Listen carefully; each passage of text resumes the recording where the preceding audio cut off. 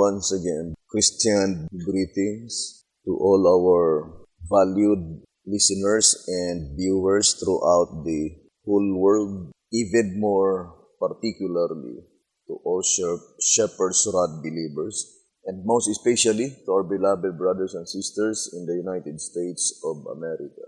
Special greetings to our brethren in Colorado, our brethren in Georgia, our brethren in Kansas, in Missouri, in Texas, in Chicago, Illinois, in California, in New York, our brethren in Fiji Island, Mexico, Spain, Africa, Kenya, Zambia, Pakistan, to the United Kingdom, to our brethren in Australia, and also to our brethren in Malaysia, and to the rest of the 144,000 living saints scattered abroad. Greetings. May the good Lord bless you, brothers and sisters. This is our episode number 13 on the subject, the 66 books in the heavenly sanctuary. So, to begin, let's read again the statement in 1 SR 231. It says, "The wisdom and knowledge of the infinite is beyond comprehension by the finite.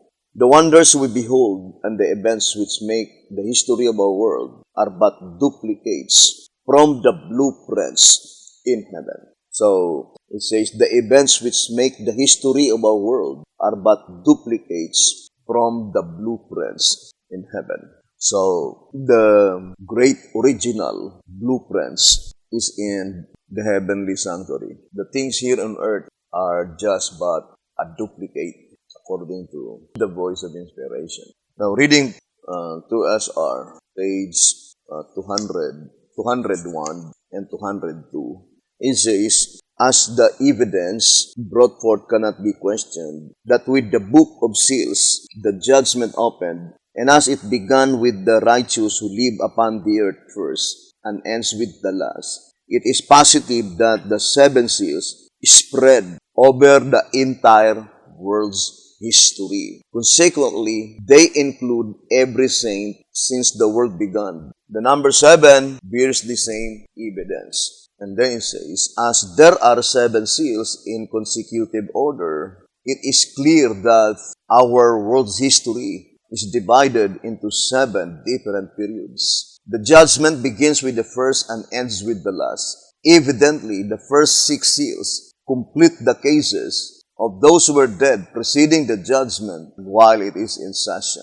But the 7th sealing period, being the last, must concern the living." In 2TG, number 12, on page 30, it says, "Now since the revelation unveils the judicial proceedings," so the shepherd's rod is very plainly telling us that the revelation unveils the judicial proceedings of the whole human race. And since it opened with the book sealed with 7 seals, and also since the revelation, as shown before, consists of the things which were in the sealed book, then it is logical that the revelation contains a brief sketch of human history from the beginning of the world to the end. So, here the voice of inspiration is plainly telling us that the book of Revelation unveils the judicial proceedings of the whole human race. Remember that concerning the judicial proceedings, according to tract number 15 on page 9, it says, "The literal fulfillment of these things was to be hereafter. After John's vision, that is, in John's day, these solemn proceedings," so such judicial proceedings is called by inspiration as solemn proceedings. It says that in John's day, these solemn proceedings had not as yet taken place, nor were they then taking place, but they were to take place sometime after the vision of after the first century. Just how soon or how long thereafter, though, was not revealed to John. Tract number 15, page 9. So, there are 2 things, according to the shepherd's rod, which was not revealed to John the Beloved. When would be the commencement of such judicial proceedings, and how long thereafter? It says, just how soon or how long thereafter, though was not revealed to John, but it was revealed to Daniel, that at the end of the 2,300 days and nights, then the sanctuary be cleansed. I would like to read Consecrated Way to Christian Perfection. It says here, Consecrated Way, Christian Perfection, page 111 and page 112. After the 490 years of the limitation upon the Jews and Jerusalem, there yet remained 1,810 years to the Gentiles. This period beginning, as we have found in the fall of AD 34, reaches inevitably to the fall of AD 1844, and marks that date as the expiration of the 2,300 years. And at that time, upon the word of the wonderful numberer, in Daniel 8 verse 14, then shall the sanctuary be cleansed. In 1844 also was the very time of the days of the voice of the seventh angel, when he shall begin to sound, and when the mystery of God should be finished, as yet declared to his servants, the prophets.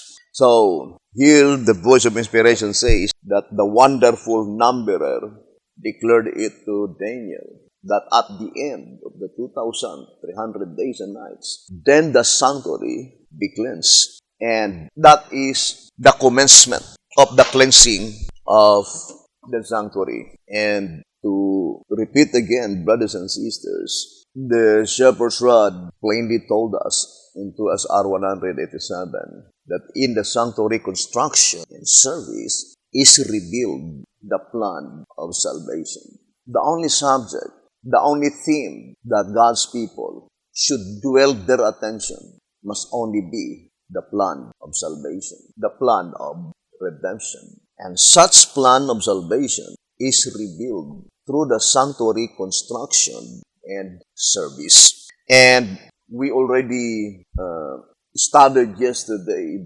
that book by which contained the plan of redemption, the plan of salvation. The book of life, sealed with 7 seals, exists even before there was not yet a single created beings. And that is a clear manifestation that He is a God. That according to the voice of inspiration in Desire of Ages, page 22, that such plan of salvation, plan of redemption, is not an afterthought, but rather it was formulated even before there was not yet a single created being. Or in other words, in that book, the book of life, sealed with 7 seals, is revealed the matchless love of God, the unfathomless love of God, unfathomless, cannot be measured. That God already provided the remedy if in its case that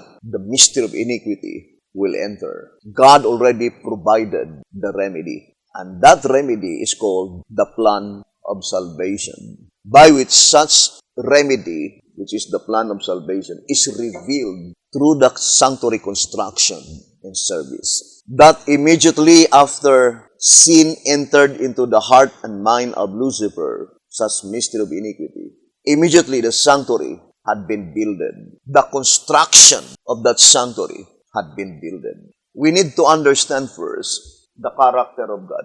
I remember the statement on the Great Controversy, 593. It says, they can honor Him only as they have a right conception of His character, government, and purposes, and act in accordance with them. The Great Controversy, 593. So we can honor God only as we have a right conception of His character, His government, and His purposes. So we need to understand God's character. Then we need to understand God's government.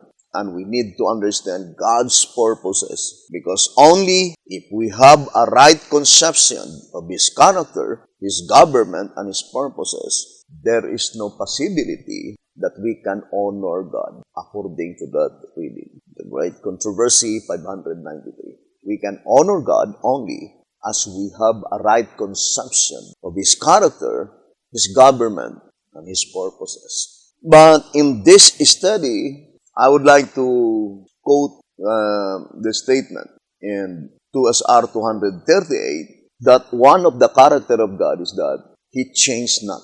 He is unchangeable God, brothers and sisters. Now, I would like to read this reading in 2SR 238. It says, "Here we see another type. God's truth to the world before the Bible came coincides with His truth in the time of the Bible, showing that God has but one truth, one Christ, and one gospel in all ages. Therefore, the idea taught by self-styled ministers of the gospel that God had one method of saving people before the Bible came into existence, another in the Old Testament time, with the descendants of Abraham, and still another for the new and the Gentiles, etc., is a deception of the devil, and there is no truth in it. Not only the things written prove the truth and expose the error, but even common reasoning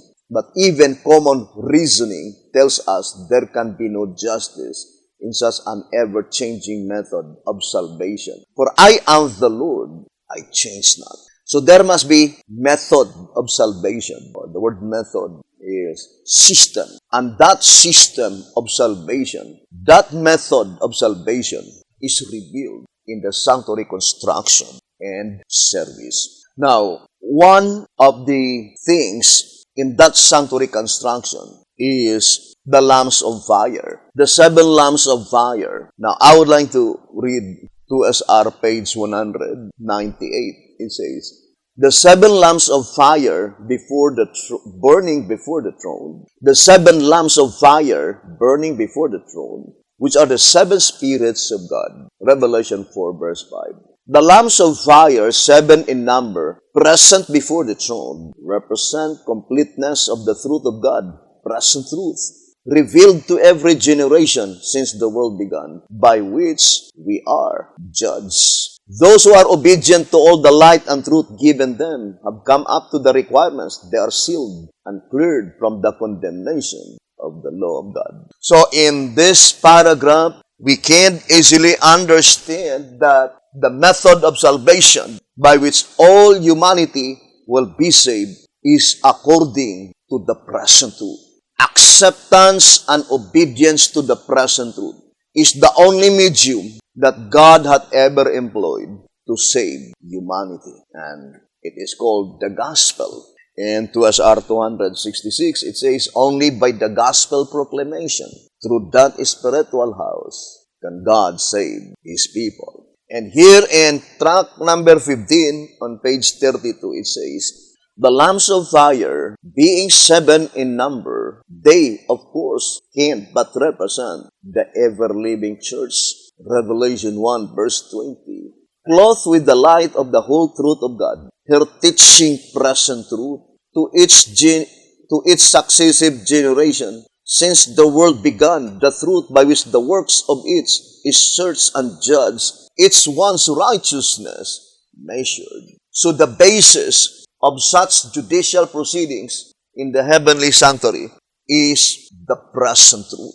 And such present truth is illustrated in the subject of the 7 seals. That each seal, there must be respective present truth. So the judgment, the judicial proceedings, in each section, in each seal, its righteousness will be measured according to the present truth. And that is why the voice of inspiration says, our attitude towards present truth. 2SR 198, it says, our attitude towards present truth would either make a tree good and his fruit good, or else make the tree corrupt and his fruit corrupt. For the tree is known by his fruit. 2SR 198, our attitude towards present truth. We should ever remember, brethren, that according to 1SR 28, saying, according to these scriptures, which are plainly stated, we must conclude that the saints of God are sealed with present truth in all ages. And whatever that present truth is, that is the seal.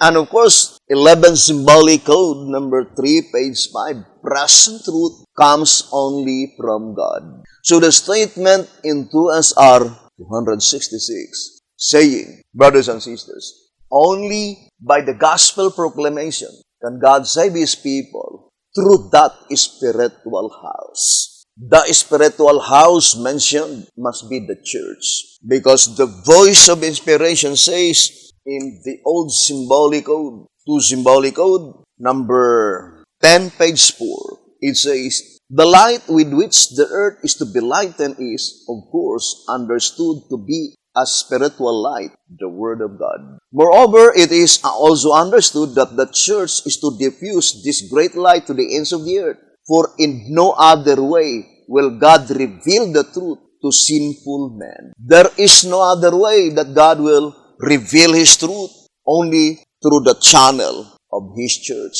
Present truth comes only from God. Logically, that present truth which comes from God, whomever it will be entrusted and bestowed by God, that is His church. That is His church, because Jesus Christ will not entrust His present truth to the church by which He does not recognize as His. So the statement in 2SR page 125 saying, God's church is well marked in every generation by obedience to present truth. So, the statement is well marked. It is God who marked, divine air mark, that you can rest assured that that is the church recognized by Jesus Christ as His church, because the present truth is bestowed by God unto that movement. The present truth was deposited by God in that movement. And that is the reason why the shepherds had used the term, wherever the present truth could be found. So the focal point must be the present truth.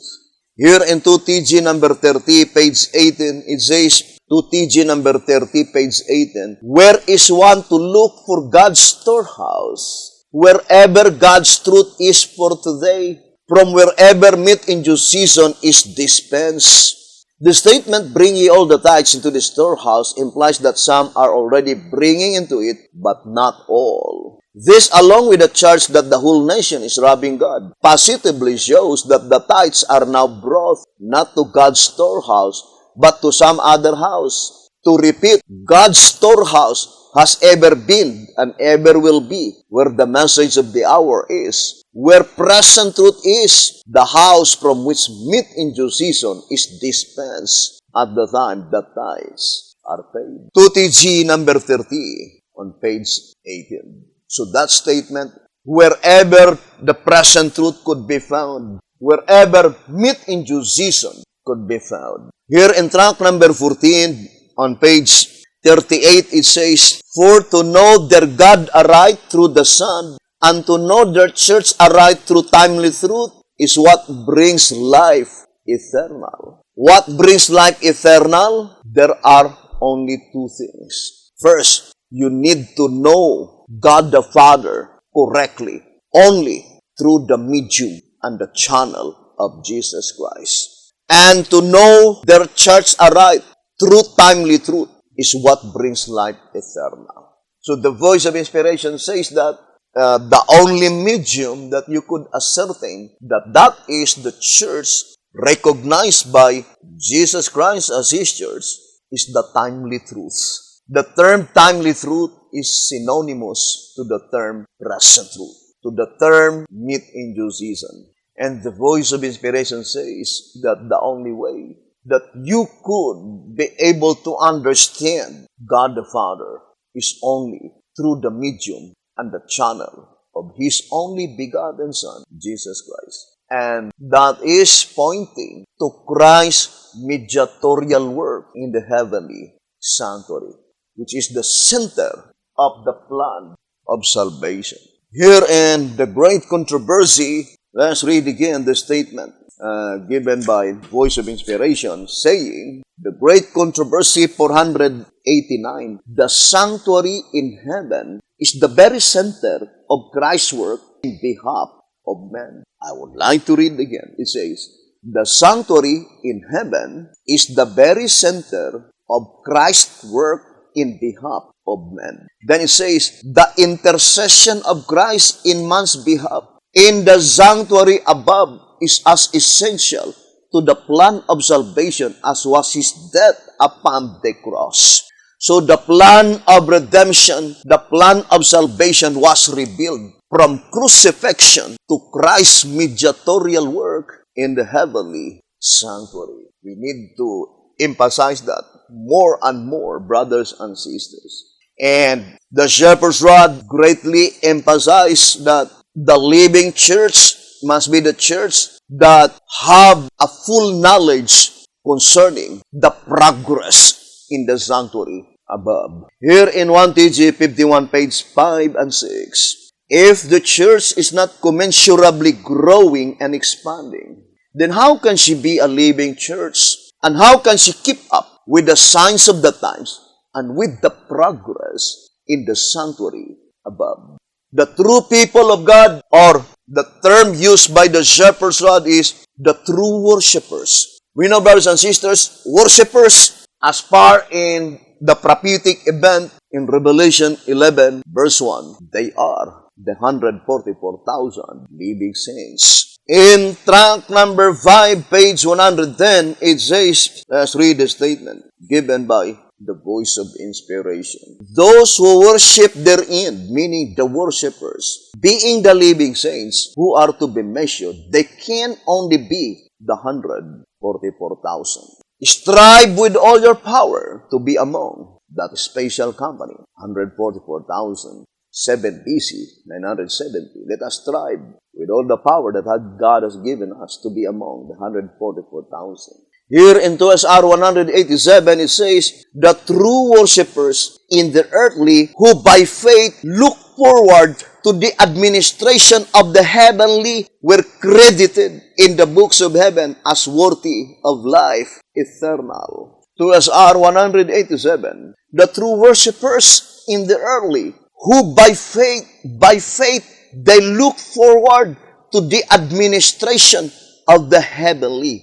And that is pointing to the plan of redemption. One of the prominent description of the 144,000 living saints, they follow the Lamb whithersoever he goeth. So here, the own publications published by the Bayesian advocators. Let's read tract number 16. It says, page 32 and 33.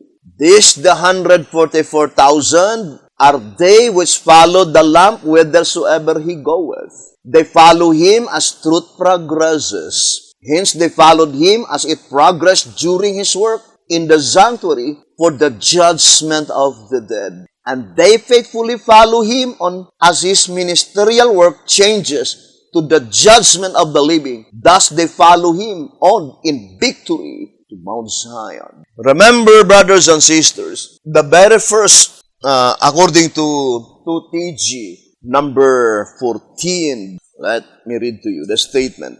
Here in 2TG number 14, on page 18, it says, the 14th chapter starts with the 144,000 standing with the Lamb on Mount Zion. Now, let us focus our attention to that predicted event, that the 144,000 is standing with the Lamb on Mount Zion. Now, I would like to read this reading in 2SR 172. It says, 2SR page 172. Then I heard the voice from heaven, as the voice of many waters, and as the voice of a great thunder. And I heard the voice of harpers, harping with their harps, and they sang as it were a new song, before the throne, and before the beast, and before the four beasts, and the elders. And no man could learn that song but the 144,000 which were redeemed from the earth. Revelation 14, verse 2, verse 3. It says, the song was sung in heaven by heavenly beings before the throne and before the beast and the elders. Therefore, it is evident that the judgment was in progress. What judgment? It is the judgment that pertains to the living. That at the time when that heavenly song was sung in heaven, that is in the period when the judgment for the living is in progress. And it says, note that the 144,000 did not sing, but they only could learn the song as it was sung in heaven. That is, they alone understood the heavenly truth in that particular time and their position in connection with the message they must bear. To SR page 172, I would like to focus to that statement that only the 144,000 learned that song. And that song is figurative of the heavenly truth. Of course, that is the present truth under the seventh seal, that such present truth is bestowed by God to the saints that will no longer to taste death. And the 144,000, they alone understood that heavenly truth in that particular time. What particular time? When the judgment for the living is in progress. Why is it that the shepherd's rod says in that particular time? Because later on, the great multitude which no man could number could also learn that song. But before the great multitude could learn that song, it is the 144,000 living saints first learned that song. What is that song? Heavenly truth, brothers and sisters. So what is that heavenly truth that the 144,000 understood? Of course, brothers and sisters, the living saints, brothers and sisters, have a complete understanding concerning the proceedings in the heavenly sanctuary. The worshippers, brothers and sisters, where is the song? It was sung in heaven, indicating that in order for them to learn that song, their attention, they focus their whole attention to the heavenly sanctuary.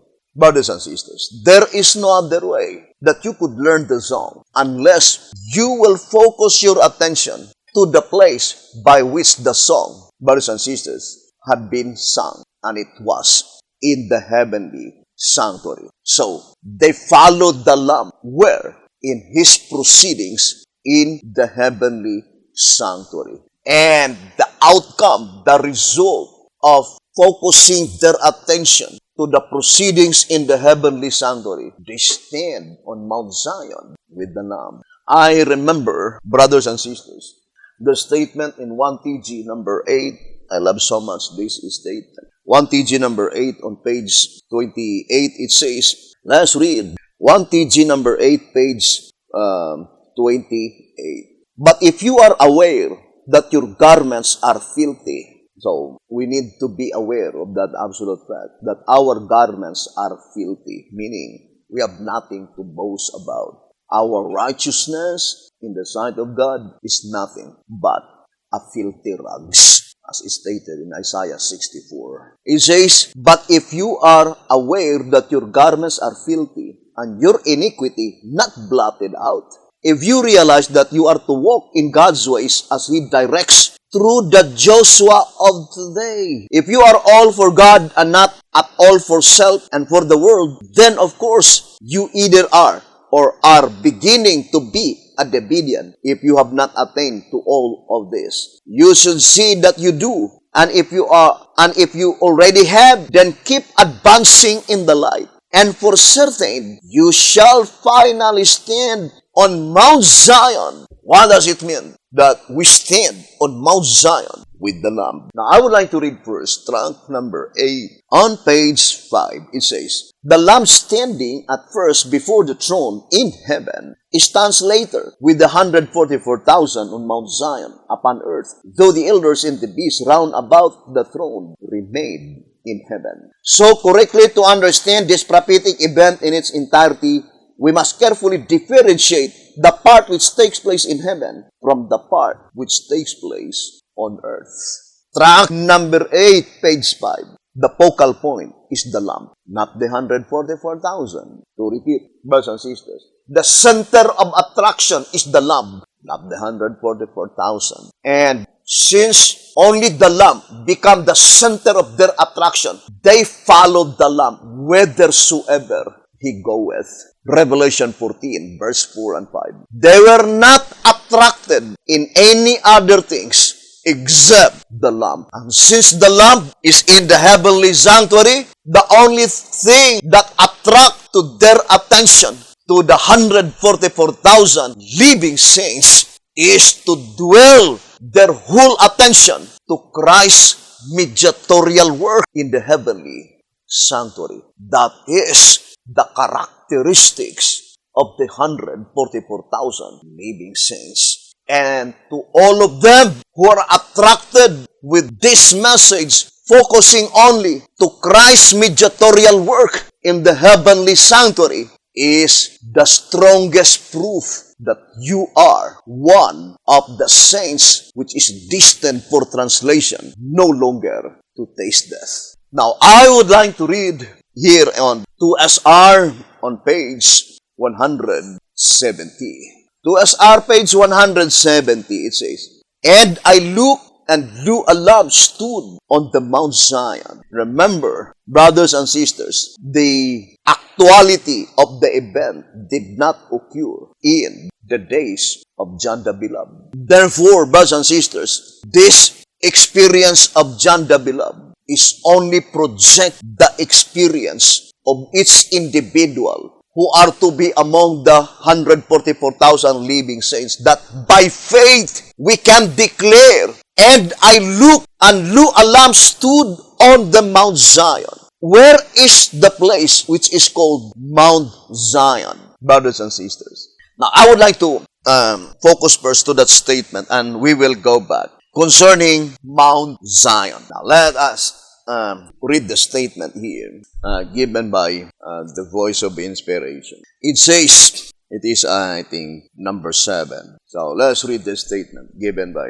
let's read. "The tabernacle built by Moses, as well as the temple afterwards, built in Jerusalem by Solomon, was only a feeble representation of real things in heaven. From between the cherubim upon the ark of the covenant, the glory of God was revealed, and from there he spoke unto the children of Israel." Oh, that is very plain. Exodus 25, verse 22. "But the Lord is in his holy temple." It says, "But the Lord is in his holy temple. The Lord's throne is in heaven." Psalms 1, how could I read this one? Is it 91, verse 4? It says, "The true sanctuary is one built without hands, which the Lord pitched and not men." Hebrews chapter 7, verse 2. "A glorious high throne from the beginning is the place of our sanctuary." Jeremiah 17, verse 12. "It was to this place that God designed to lead the children of Israel immediately on their deliverance from Egypt." In the song of Moses after the crossing of the Red Sea, we read, "Thou shalt bring them in and plant them in the mountain of thine inheritance, in the place, O Lord, which thou hast made for thee to dwell in the sanctuary, O Lord, which thy hands have established."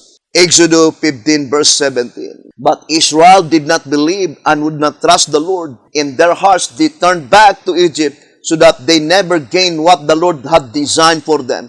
Instead of coming to the reality, they had only the shadow." Now, brothers and sisters, here's another statement that I would like to read. It says, number 8, after reading Ezekiel 40, verse 2, it says, read Psalms 48, is it 48, verse 1 and 2. So let's read Psalms. This is the statement. It says, "Great is the Lord, and greatly to be praised in the city of our God, in the mountain of his holiness. Beautiful for situation, the joy of the whole earth is Mount Zion on the sides of the north, the city of the great King." And we know that that is the place by which Satan desires to be there, according to Ezekiel chapter 28 and also Isaiah chapter 14. Now, I would like to read. It says, "Great is the Lord, and greatly to be praised in the city of our God, in the mountain of his holiness. Beautiful for situation, the joy of the whole earth is Mount Zion on the sides of the north, the city of the great King." It was to this place that God was leading the children of Israel when he took them from Egypt. What place? Mount Zion. God wants his people to stand on Mount Zion with the Lamb. But that purpose of God, it says, it was to this purpose that God take out His people out from Egypt. But we know, as far as the Bible is thus concerned, according to Prophets and Kings, on page 19, but Israel did not fulfill God's purpose. Prophets and Kings 713 and 14, that which God purposed in Israel will be finally fulfilled to His church on earth today. And it is now concerning you and I, brothers and sisters, to be among that special number who stand on Mount Zion with the Lamb. Now, I would like to go back again to the reading. First of all, I would like to read first this statement in 1 SR page 154 and 155. Let us read, my dear beloved brothers and sisters. The holy people, the Lord's redeemed, Isaiah 62. Isaiah 62. It says, in volume 3, page 65 of Isaiah the Gospel Prophet, we read, I will not rest. God is speaking. Can you imagine, brothers and sisters, the illustration? Although I fully believe that it is also a figurative speech, just to illustrate to you and I that in reality, God Himself is even more interested to our salvation than we of ourselves. I think there's a statement done in the same verse 1 that God is more interested to our salvation than we of ourselves. Or in other words, God exerts more sacrifices than we of ourselves. Now, let us read the statement again in 1 SR 154 and 155. It says, in volume 3, page 65 of Isaiah the Gospel Prophet, we read, I will not rest. God is speaking. He has determined that the righteousness of His people shall become evident, and He will not rest until it is accomplished. The words indicate not only determination, but also that there has been delay, that now the crisis has come, and that God is tremendously in earnest to see the work finished. To see the work finished. God intends to exhibit His people to the world. He wants to demonstrate what can be done in human flesh, and He will not rest satisfied until His people reflect His image fully. When that is done, the earth will be lightened with the glory of God. 1 SR 154, 155. Brothers and sisters, the statement is very plain that God is tremendously earnest to save His people, to exhibit His people throughout the whole world. And God wants to demonstrate what can be done in human flesh, in a sinful flesh, laden with sin, you and I, according to the voice of inspiration. So at this time, I would like to plead to all Shepherd's Rod believers who are listening to this message. Let us now behold Jesus Christ. I remember the statement in the Bible saying, in Hebrews chapter 12, on verse 2, it says, looking unto Jesus, the author and finisher of our faith, who for the joy that was set before Him endured the cross, despising the shame, and is set down at the right hand of the throne of God. So let us look unto Jesus, the author and finisher of our faith. And the only way that you can behold Jesus Christ is to focus to your whole attention to Christ's mediatorial work in the heavenly sanctuary, and to be among the true worshippers described in 2 SR 187, saying, the true worshippers in the earthly, who by faith, we look forward to the administration of the heavenly. By faith, we are looking to Christ's administration in the heavenly sanctuary, by which the outcome is that you and I can declare, Revelation 14 verse 1, and I look, lo, a lamb stood on Mount Zion, meaning at the time when you behold Jesus Christ standing on Mount Zion, indicates that you yourself is also standing on Mount Zion. Why is it that God the Father, it says, I will not rest? He declared, I will not rest. Here in 1TG number 42, page 4, it says, here we are told that the Lord will continue thus to speak, not for the sake of the world, but for the sake of the church, so that she may eventually stand on Mount Zion with the Lamb. What is the purpose why God the Father is continually speaking? In order for us, you and I, that we could be able to stand on Mount Zion with the Lamb. According to the Voice of Inspiration, 1TG 42, page 4.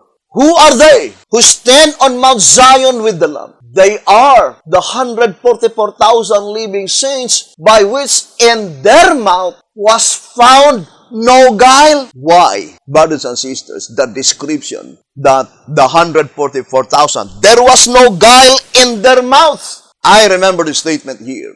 In the old symbolic code, it says, let us read the statement. 5 symbolic code, number 1 to 5, page 11. 5 symbolic code, number 1 to 5, page 11. We should be like Paul and press toward the mark or the prize of the high calling of God in Christ Jesus. Let us therefore, as many as be perfect, 144,000, be thus minded. And if anything ye be otherwise minded, God shall reveal even this unto you. Philippians 3 verse 14 and 15. God is striving now to do something for us, but He cannot until we submit our tongues to Him. The longer we put off making this surrender, the more we hinder His intentions for us as His people. And what we do not do in times of peace, we will have to do in times of trouble. Let us now submit our tongues to the Lord.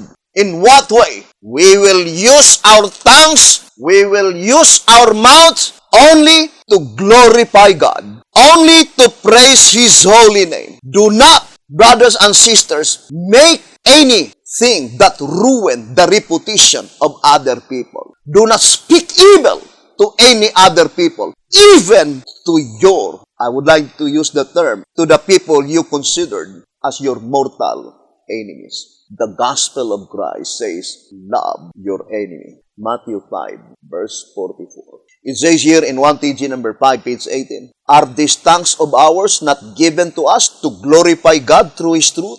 Yes, these tongues of ours are given by God only to glorify, brothers and sisters, the truth of God. To glorify how God employed such plan of redemption, which is the token of evidence of much less love, brothers and sisters. Here's another statement that I would like to read in 1TG, number 16. It says, number 16, page 30. 1TG, number 16, page 30. It says, that they are to speak well of everyone. We need to speak well of everyone. No longer will they waste their breath or time talking of the sins of others, that never will they be busy themselves with other people's concerns. 1TG number 16 on page 30. Now let's go back to our main subject.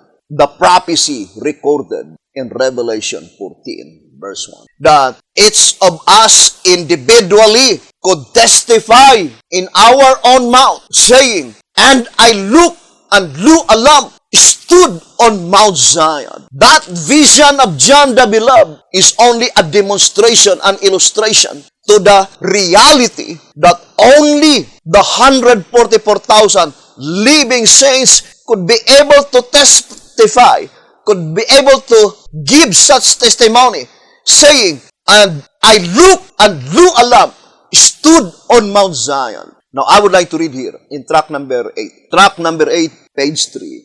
It says, Mount Zion at the 11th hour. I would like to read again. It says, Mount Zion at the 11th hour. You know, the preposition at indicates commencement. Mount Zion at the commencement of the 11th hour. Therefore, brothers and sisters, the subject is also connected to the 11th hour, when the clock will strike at the 11th hour. Mount Zion at the 11th hour. Now, I would like to read, brothers and sisters, this statement again in 2SR 170. He says, "And I looked, and lo, a lamb stood on the Mount Zion, and with him 144,000, having his father's name written in their foreheads." It says, the lamp denotes Christ, signifying the position he occupies before the close of provision, while yet interceding for his people. Who are they, the people by which Jesus Christ is interceding? Why is it that it says it is on Mount Zion? Now, I would like to connect first this reading. And in 1SR page 229, 1SR 229, it says, John, after seeing in vision the finishing work of the church, close of provision, and the judgment of God in the 7 last plagues, says, "And I saw a great white throne, and him that sat on it, from whose face the earth and the heaven fled away, and there was found no place for them." Where is that place by which it says, great white throne? Revelation 20 verse 11. Now let me read to you the vision that was shown by God to Sister White. Early writings on page 38. It says, early writings, page 38. "I saw 4 angels who had a work to do on the earth and were on their way to accomplish it. Jesus was clothed with priestly garments." Remember, in this vision, Jesus is clothed with priestly garments. "He gazed in pity on the remnant, then raised his hands, and with a voice of deep pity cried, 'My blood, Father, my blood, my blood, my blood.' Then I saw an exceeding bright light come from God, who sat upon the great white throne." Who sat on the great white throne? God the Father. Remember, in this vision of Sister White, God the Father is sitting on the great white throne. Now, brothers and sisters, where is that place by which the great white throne is located? That is our subject. The great white throne is located on Mount Zion, the palace grounds. God the Father is sitting on the great white throne, by which at that time, Jesus Christ is clothed with priestly garments. Now, I would like to continue reading early writings, page 38. It says, "Then I saw an exceeding bright light come from God, who sat upon the great white throne, and was shed all about Jesus. Then I saw an angel with a commission from Jesus swiftly flying to the 4 angels, who had a work to do on the earth, and waving something up and down in his hand, and crying with a loud voice, 'Hold, hold, hold!' It says, 'until the servants of God are sealed in their foreheads.'" We need no longer to elaborate this vision. It's easy to understand that it concerns the 144,000 living saints, because that is the only reason why the 4 winds are bidden to behold by the 4 angels, because the 144,000 were not yet sealed. Now let us go to the second paragraph. It says, "I asked my accompanying angel the meaning of what I heard, and what the 4 angels were about to do. He said to me that it was God that restrained the powers, and that he gave his angels charge over things on the earth, that the 4 angels had power from God to hold the 4 winds, and that they were about to let them go. But while their hands were loosening, and the 4 winds were about to blow, the merciful eye of Jesus gazed on the remnant that were not sealed, and he raised his hands to the Father and pleaded with him that he had spilled his blood for them. Then another angel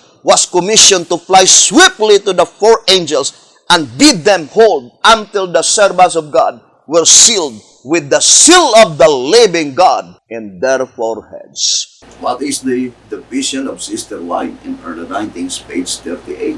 That at the time Jesus Christ is pleading with God the Father, at that time the 144,000 were not yet sealed. And that is the reason why Jesus Christ plead God the Father to hold the 4 winds. But why is it that Jesus Christ called the 144,000 the remnant which were not yet sealed. That is the vision of Sister White. Because, to repeat again, the remnant is pointing to the names that had been left written in the Lamb's Book of Life. Let's read again the statement. In 1SR 102, it says, the definition of remnant is, it says, what constitutes the remnant? 1SR 102, what constitutes the remnant? The definition of remnant is that which is left after the separation, removal, or destruction of a part. Of course, it could not be destruction because there was no destruction while the 144,000 were not yet sealed. Therefore, the 144,000 are called remnant at that time, in spite of the fact that they were not yet sealed because they had been left after the removal of all the names among the congregation of the living. And it is fully supported by the statement in 1TG number 6 on page 1TG number 6 on page 38. It says, it is obvious that they escaped the destruction of these sinners in the church. Only the holy ones, those whose names are left written in the book, escape the destruction that falls upon the wicked in the church. So this reading can be easily understood that the blotting out of names among the congregation of the living precedes the destruction. And only those whose names that had been left written in the Lamb's Book of Life will be spared in such destruction. And it says, only they constitute the remnant, the ones that are left. And that is why this message, brethren, is very urgent. The statement is very plain. In 1TG number 3, page 15, it says, thus urging Judah. 1TG number 3, page 15, it says, thus urging Judah, the church, thus urging Judah, the constituent of the 144,000 living saints, to keep this antitypical atonement feast. And we do fully believe, brothers and sisters, that there are 144,000 that will respond to this call. Because God's word will not return unto him void. The statement is very plain in 2SR 164. It says, but when our high priest shall begin the atonement for the living, there must be a message of present truth, sounding of the trumpet, urging everyone to lay hold on the Lamb of God, which is Jesus Christ, by which only can he in figure come to the sanctuary, confess his sin, and secure his life. And then it says in the last paragraph, this is the statement given by the voice of inspiration. It says, therefore, it is evident that in the purification or separation of the tares from the wheat in the church of God, there shall be 144,000 who have confessed their sins and are thus made white and clean. There are 144,000 that came to the sanctuary and confessed their sins. Brothers and sisters, pointing to the people by which they focus their attention to Christ's mediatorial work in the heavenly sanctuary.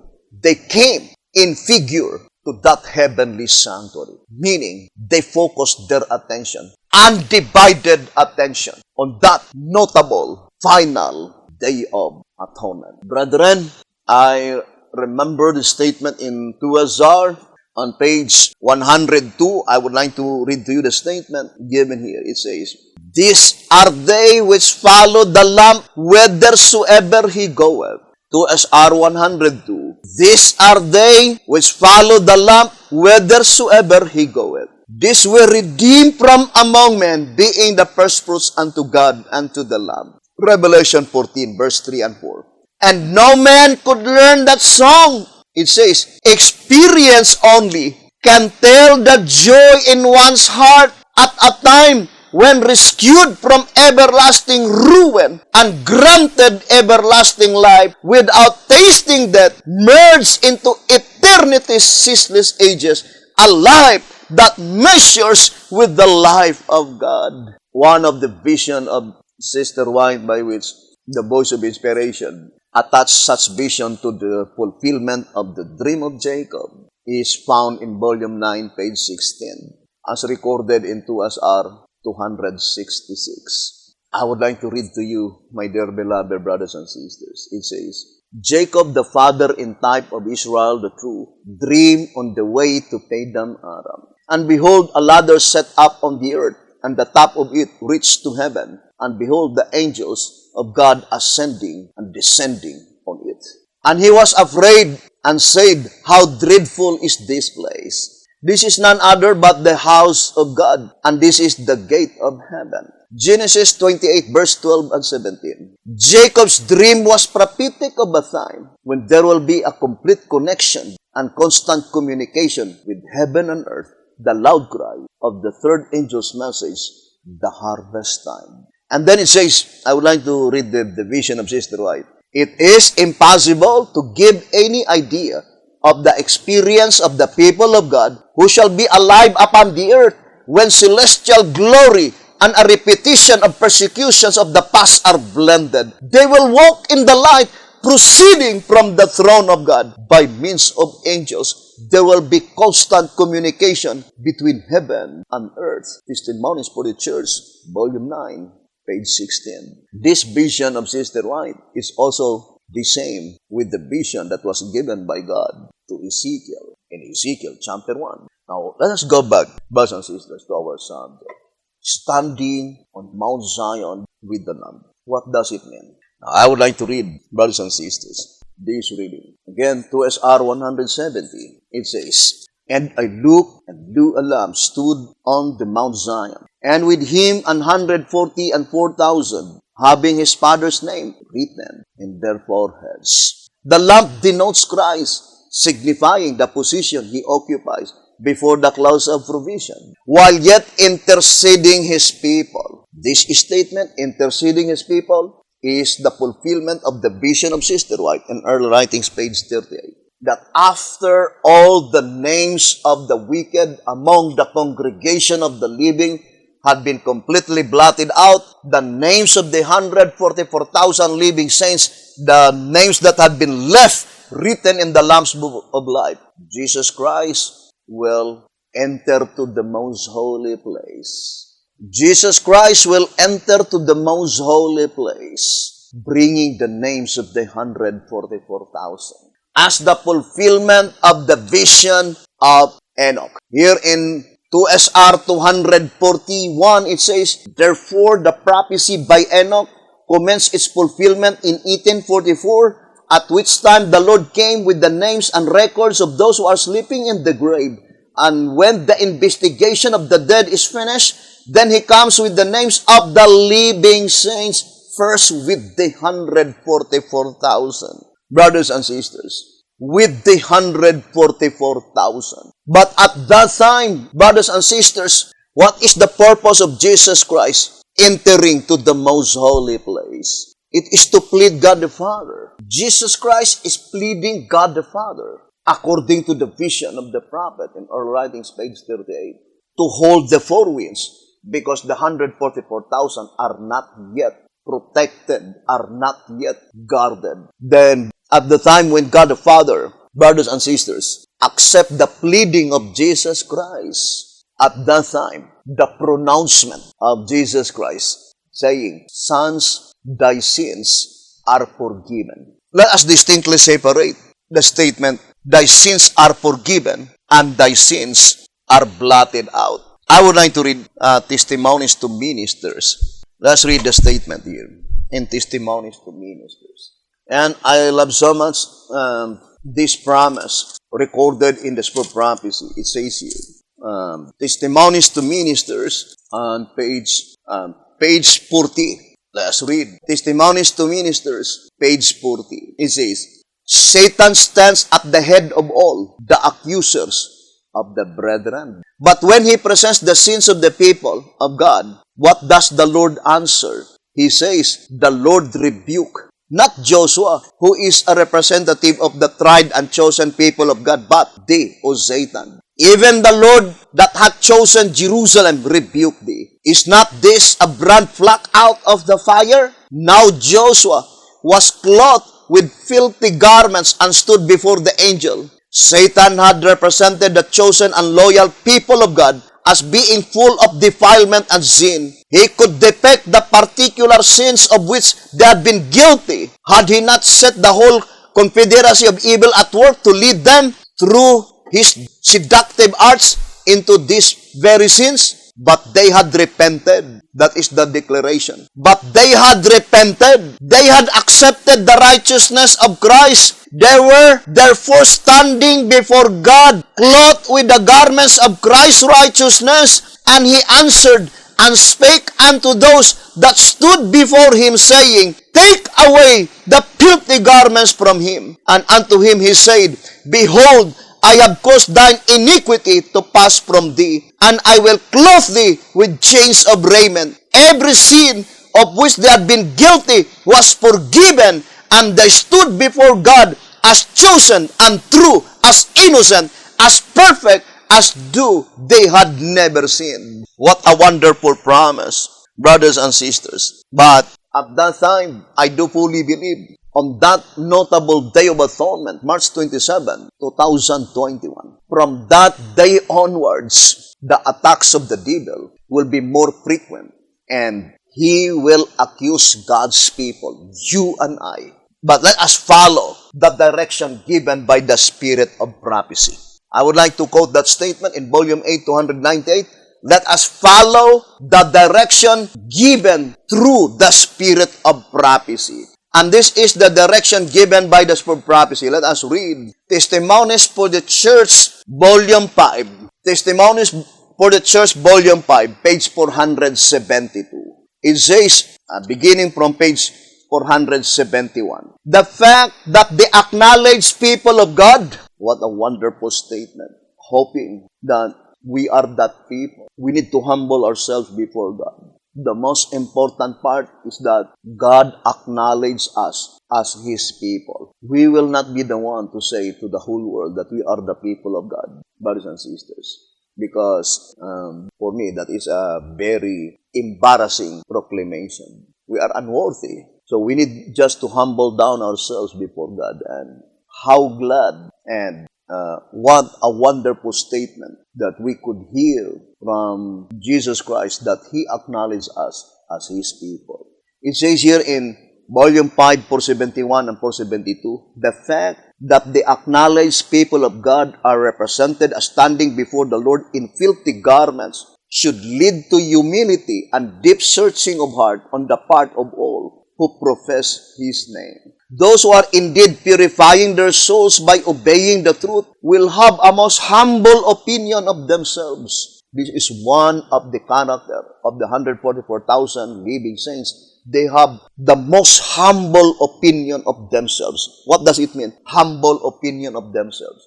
You are not boasting, brothers and sisters, saying, this is the temple of the Lord. This is the headquarters of God. We are the people of God. There is no other people. We are the people of God. No, that is not the character of the true people of God. The 144,000 living saints, according to the voice of inspiration, says, will have a most humble opinion of themselves. The more closely they view the spotless character of Christ, the stronger will be their desire to be conformed to His image. So we need to conform to the image of Jesus Christ. And the less will they see of purity or holiness in themselves. But while we should realize our sinful condition, we are to rely upon Christ as our righteousness, our sanctification, our redemption.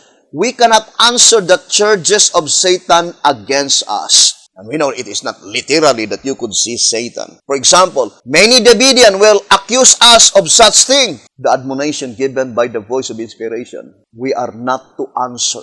Leave them alone. Let us give all things to Jesus Christ. Surrender our lives. Repent our sins. It says here in Volume 5, page 472, we cannot answer the charges of Satan against us. Christ alone can make an effectual plea in our behalf. He is able to silence the accuser with arguments founded not upon our merits, but on his own. So that is very plain, brothers and sisters.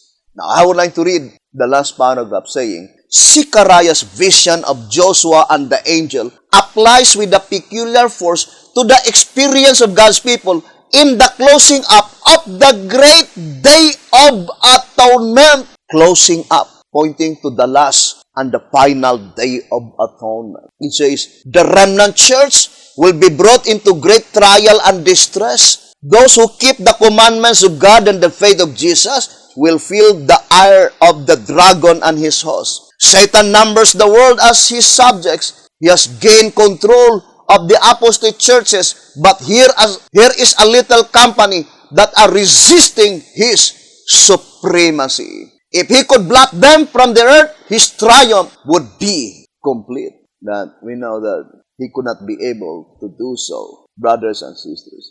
But I would like to read the statement. It says, and the remnant, 475 in volume 5. And the remnant are not only pardoned and accepted, but honored. It says, and the remnant are not only pardoned and accepted, but honored. A fair meter is set upon their heads. They are to be as kings and priests unto God, while Satan was urging his accusation and seeking to destroy this company. Holy angels unseen were passing to and fro, placing upon them the seal of the living God. These are they that stand upon Mount Zion with the Lamb, having the Father's name written in their foreheads. Now let's go back to 2SR on page 170. Let's read again. 2SR page 170 and 171. It says, the lamp denotes Christ, signifying the position he occupies before the close of provision, while yet interceding for his people. Therefore, the specific number of saints stand with him on earth. Where is the saints? The saints was on earth, and it says, while he is yet in the most holy place. So while Jesus Christ still in the most holy place, interceding to God the Father to hold the four winds, because the names that he brought into the presence of God the Father, the 144,000, the remnant, those names that had been left written in the Lamb's Book of Life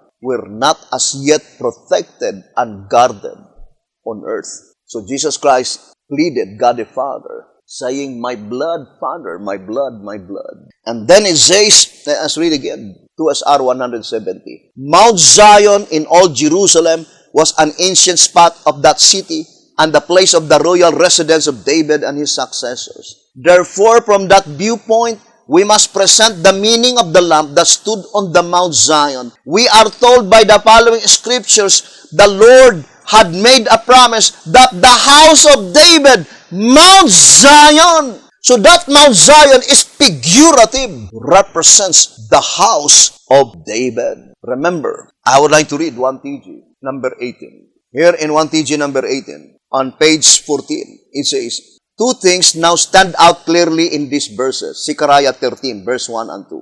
I would like to read Zechariah 13, verse 1 and 2. It says, in that day, in the day the great mourning takes place. Who are they that mourning? Why is it that they were mourning? It is the 144,000. Now, I would like to read first this reading in 1 TG number 9. It says, brethren, 1 TG number 9 on page 14. It says, 1 TG number 9, page 14. It says, when God begins to destroy the nations, He will pour upon His saints the Spirit of grace. Then will they really mourn for sinning against the Lord? God's people are mourning for sinning against the Lord. But why is it that they were mourning? Because the Spirit of grace had been poured out upon them. I would like to read the next paragraph. It says, if we are to be sorry for anyone, let us not be sorry for self. We sometimes think we are sorry for our sinning and our causing the Lord to be abused and crucified. But our sorrow is not real. It is only theoretical. When this Spirit of grace is poured upon us, then shall we fully realize that it was not the Jews, but the sins of all of us that crucified Christ, and then we would count it a privilege to be abused for Christ's sake. So it is, in reality, it is an honor, great privilege, that because of accepting the present truth, your names have been cast out as evil. That is the very message of Jesus Christ, right?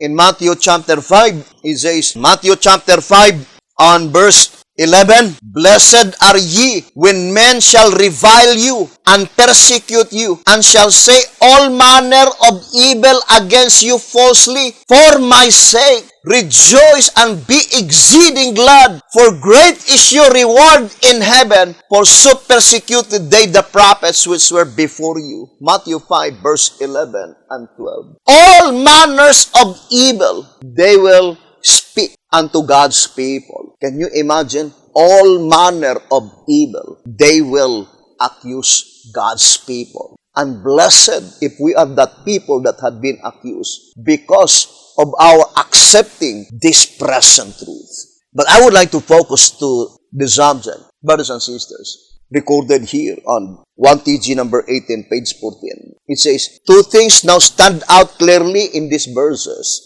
Number one, that the house of David must come into existence before the cleansing fountain is opened. That is very plain. 1 TG number 18, page 14. That the house of David must be in existence before the cleansing fountain is opened. Now, I would like to read tract number 14. Tract number 14 on page 32. It says, the high points of this confederacy, some of which are still unfulfilled, fall into sequence thusly. Number one, the overthrow of both ancient Israel and Syria by ancient Assyria as a divine judgment, especially upon Israel, for confederating against their own brethren, the kingdom of Judah. Isaiah 7, verse 2 to 9. Number two, the birth of a man-child, Emmanuel, to a virgin for a sign to the house of David. Who are they, the house of David? I would like to read the old symbolic code. 3 symbolic code, number 2, page 3. 3 symbolic code, number 2, page 3. And now, in the time of the ingathering of modern Israel, the 144,000, remember, the subject is ingathering of the 144,000. Although we could not be able to finish by now, we will continue in our next episode. And now, in the time of the ingathering of modern Israel, the 144,000 who are to make up the antitypical house of David.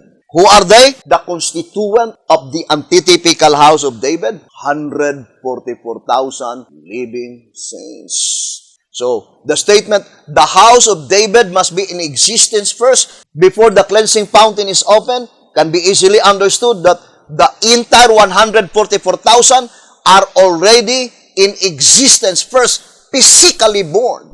Because that cleansing fountain is intended to them, the birth of the 144,000, the Jacobites. Now, let us read again the statement and then connect that statement in the old symbolic code. Therefore, this statement in 1 TG number 18 on page 14 saying, two things now stand out clearly in these verses, that the house of David, or in other words, the 144,000, the constituent of the house of David, must come into existence before the cleansing fountain is opened, because that cleansing fountain is intended to the whole house of David.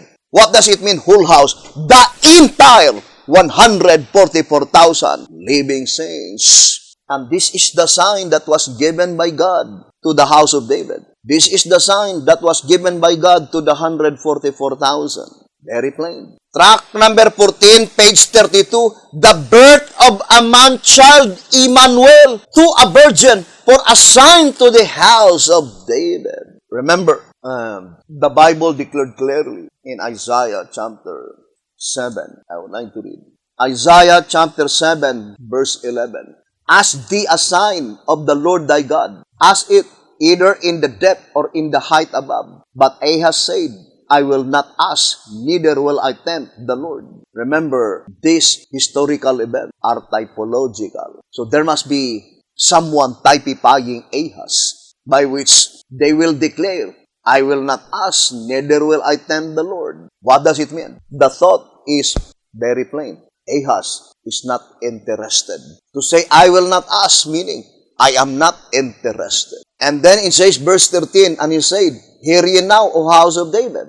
Is it a small thing for you to weary men? But will ye weary my God also? So verse 13 is addressed to the house of David. And historically, the house of David mentioned here are pointing to the faithful, which is led by King Hezekiah after Ahaz, brothers and sisters, submitted to the kingdom of Assyria. It says, therefore the Lord himself shall give you a sign. And according to tract number 14, page 32, the sign was given by God himself. Unto whom? To the house of David. Who are they, the house of David? The 144,000 living saints. Therefore the Lord himself shall give you a sign. Behold, a virgin shall conceive and bear a son, and shall call his name Emmanuel. That is one of the very interesting prophecy, brothers and sisters. Remember, the voice of inspiration is plainly telling here in 12 symbolic code. Let me read to you. Number 1, page 5 and 6. It says, first it is mentioned the history of ancient Israel unsuccessfully confederating with Syria against Judah, for they could not prevail against her. Instead, both were taken by Assyria. Then follows the prophecy of the birth of Emmanuel. Since, however, Christ was born long after the kings of Israel and Syria were taken, it is obvious from verse 16 of chapter 7 that a circumstance was to occur at some time that would be the antitype of the confederacy which took place anciently between Israel and Syria against Judah. And that in this antitypical period, both kings represented by Syria and Israel would be taken by a power represented by Assyria before Emmanuel would know the difference between good and evil. Since, as has already been pointed out, Christ Emmanuel did not live in the time of such a confederacy, it must be that not only Israel, Syria, and Assyria are types, but Christ himself also a type. We learned that Emmanuel, meaning God with us, could represent only his true followers, the born-again Christians. His true followers. That is the statement, brothers and sisters. And we will continue this subject, brethren. And to repeat again, let us project the entire chart concerning the 66 books in the heavenly sanctuary for the benefits of the brethren who are listening and viewing this program. And you can look at that diagram, the entire list of the 66 books in the heavenly sanctuary. Send it, that 66 diagram, 66 books in the heavenly sanctuary. Because of the shortness of time, this coming great and final day of atonement, brothers and sisters, I really do not know what portion that I will prioritize. But I just pray to God that whatever thing which is even more important, to bring remembrance into my mind and to use my mouth and my tongue so that all God's people could be able to prepare this oncoming great and final day of atonement. So thank you very much for listening and viewing this program. May the good Lord bless you and have a beautiful, wonderful evening.